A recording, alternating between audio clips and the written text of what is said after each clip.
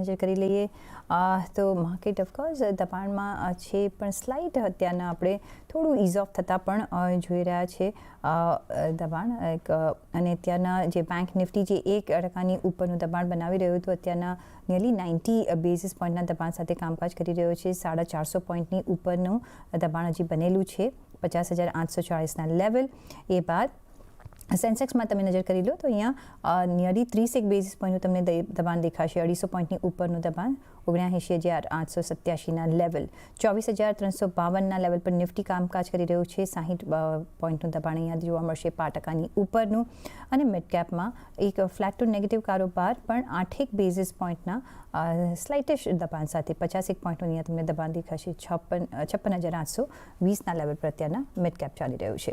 Market breath almost same છે, પણ થોડા કાઉન્ટર્સથી બ્રેથ નેગેટિવ છે. 1,195 કાઉન્ટરમાં 1,190 કાઉન્ટરમાં તમને અત્યારના વેચવાલી દેખાશે. 1,162 કાઉન્ટરમાં તમને ખરીદદારી અત્યારના દેખાશે.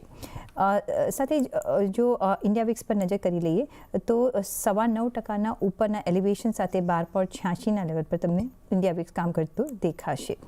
અને જે સ્લાઇટિશ આપણે જો ખરીદી આવી છે એમ કહી શકાય, જો કે ચાર્ટ્સ હજી અપડેટ થઈ રહ્યા છે, પણ એ છે એક્સિસ બેંકમાં થોડું ઇનિશિએટ થયું છે, નેસ્લેમાં થયું છે, ટાટા સ્ટીલ, HUL જેવા કાઉન્ટર્સમાં આપણે એક થોડી ખરીદારી ઇનિશિએટ થતાં જોઈ રહ્યા છે. અને બેન્કિંગ કાઉન્ટર્સમાં જો નજર કરીએ તો ઓલમોસ્ટ તમને લાસ્ટ આવરમાં જે ખરીદી આવતા દેખાશે એ છે ઓફકોર્સ એક્સિસ બેંક, મેં તમને કહ્યું. કોટક મહિન્દ્રા બેંકમાં ઓફકોર્સ ખરીદી ચાલુ જ છે. અને IDFC ફર્સ્ટ બેંકમાં થોડુંક તમને એક પાર્શિયલી થોડું ખરીદારી આવતા દેખાશે. પણ વધારે આગળ વધીએ અને આપણા નેક્સ્ટ સવાલ જવાબ તરફ વધીએ. અને રવિ કોષ્ટી અમદાવાદથી જોડાઈ ગયા છે એમના સવાલ સાથે. જી સર, સવાલ પૂછો આપનો.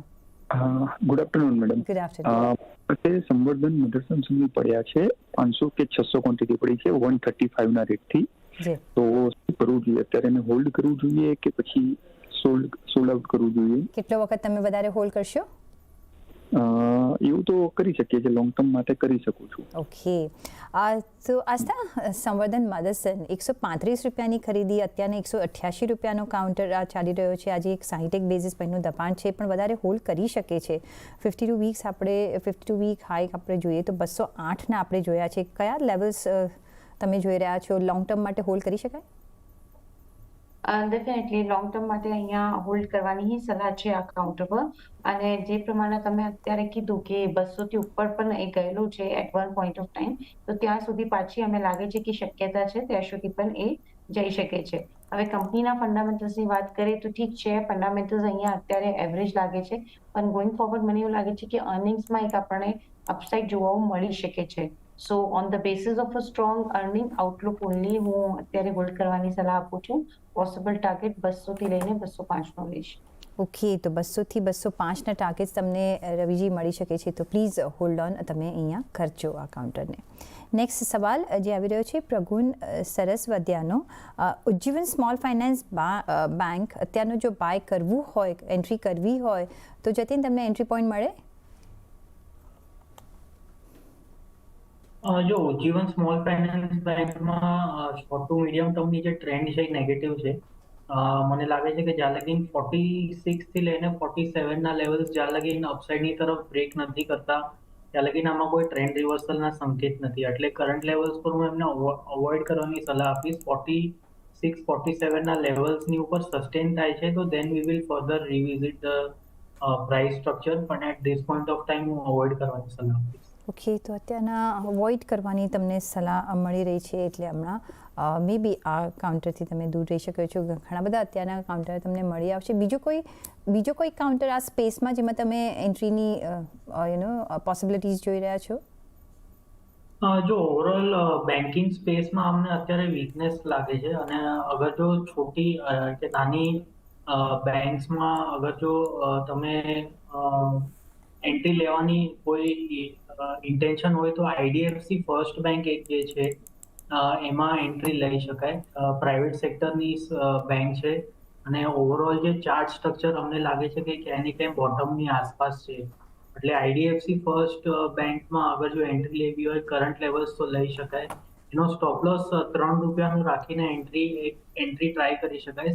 75 ની આસપાસ ચાલે છે. 72 નો સ્ટોપ લોસ રાખવાની સલાહ આપીશ અને મીડિયમ ટર્મમાં અમે એક્સપેક્ટ કરી રહ્યા છે 82 થી લઈને 85 ના લેવલ્સ. એટલે આઈડીએફસી ફર્સ્ટ બેંકમાં કરંટ લેવલ્સ પર બાય કરી શકાય. ઓકે, તો ઉજ્જીવન સ્મોલ ફાઇનાન્સ બેંક નહીં, પણ જો તમારે આ સ્પેસમાં જ રહેવું હોય, જો કે બેન્કિંગ સ્પેસ હમણાં થોડી વીકર ઝોન પર છે, પણ જો તમારે જો એન્ટ્રી કરવી જ હોય તો મે બી આઈડીએફસી ફર્સ્ટ બેંકમાં તમે વિચારી શકો છો. 72 રૂપિયાનો સ્ટોપ લોસ, 82 થી 85 રૂપિયાના ટાર્ગેટ માટે તમે આ સ્પેસમાં આઈડીએફસી ફર્સ્ટ બેંક ખરીદી શકો છો. નેક્સ્ટ સવાલ પર જઈશું અને નેક્સ્ટ સવાલ જે આવી રહ્યો છે એના પર નજર કરીએ અને એ આવી રહ્યો છે કાજલ શાહનો. પટેલ એન્જિનિયરિંગ 500 કાઉન્ટર છે, 60ના ભાવના છે. શોર્ટ ટર્મ ટાર્ગેટ્સ તમે અહીંયા શું જોઈ રહ્યા છો જતીન? જો પટેલ એન્જિનિયરિંગની વાત કરું તો આમાં ઓવરઓલ સ્ટ્રક્ચર હજી ડિટિરિયરેટ નથી થયો. અપટ્રેન્ડ ઇન્ટેક્ટ છે, થોડુંક રેન્જ બાઉન્ડ છે, પણ મને લાગે છે કે આ 67 થી લઈને 72 ના levels in the short term દેખાડી શકે. એક ઇમ્પોર્ટન્ટ ઓબ્ઝર્વેશન એ છે કે એણે 200 ડે મૂવિંગ એવરેજનો ટેસ્ટ કર્યો છે અને એની ઉપર સસ્ટેન કરે છે. તો લોંગ ટર્મ સપોર્ટ્સ ઉપર છે, તો હોલ્ડ કરવાની સલાહ આપીશ 67 થી 72 ના ટાર્ગેટ્સમાં. ઓકે, તો 67 રૂપિયાથી 72 રૂપિયાના ટાર્ગેટ માટે તમે ઊભા રહી શકો છો. પણ બીજો જે એમનો આસ્થા પાર્ટ ઓફ ક્વેશ્ચન છે કે લોંગ ટર્મ માટે ક્યાં સુધી ઊભા રહી શકાય, તો ફંડામેન્ટલી તમને આ કાઉન્ટર કેવો લાગે? એટલે બહુ સ્ટ્રોંગ છે અને જે પ્રમાણનો અત્યારે ઇન્ડસ્ટ્રી ટેલમેન્ટ ચાલી રહ્યું છે, પટેલ એન્જિનિયરિંગ સારી રીતે પ્લેસ છે આ ઓપોર્ચ્યુનિટીઝને કેટર કરવા માટે, ટાર્ગેટ કરવા માટે. સો લોંગ ટર્મમાં પણ અગર કોઈ અમારે તરફથી રાય માંગે તો અમે પોઝિટિવ જ છે આ કાઉન્ટરમાં, કેમ કે આપણે પટેલ ગ્રુપનું એક કંપની છે, બેસિકલી કન્સ્ટ્રક્શન અને ઇન્ફ્રાસ્ટ્રક્ચરમાં છે અને જે પ્રમાણના અહીંયા રિઝલ્ટ પણ આવ્યા હતા, જે આપણે વાત કરીએ લાસ્ટ યરની FY24ની, તો રિઝલ્ટ પણ અહીંયા એક ઓકે રિઝલ્ટ હતા. સો રિઝલ્ટ સારા છે અને ઇન્ડસ્ટ્રી ટેલમેન્ટ બહુ સ્ટ્રોંગ છે. સો પોઝિટિવ છે. અમે લોકો પણ આ કાઉન્ટર પર હોલ્ડ કરવાની સલાહ આપે છે. ઇનિશિયલ ટાર્ગેટ અહીંયા 68 નો રહેશે. ઓકે, તો ઇનિશિયલ ટાર્ગેટ 68, જે ઓફકોર્સ આપણને રેન્જ આપી છે જતીને, પણ તમારે જો લોંગ ટાઈમ માટે બી હોલ્ડ કરવું હોય તો તમે અહીંયા કરી શકો છો. ઓન ધેટ નોટ અહીંયા